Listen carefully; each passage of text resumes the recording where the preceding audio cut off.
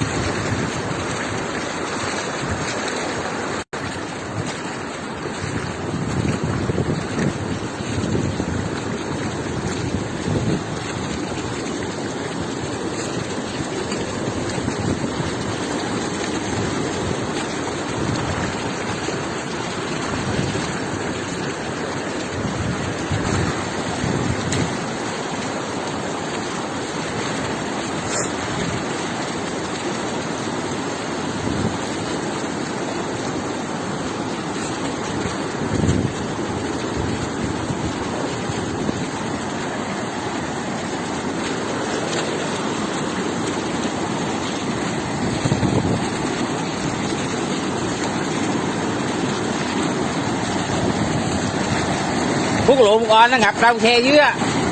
Quốc lộ 1A ngập đầu xe dưới á. Quốc lộ 1A với chỗ mà nó ngập đầu xe dưới á. Ê.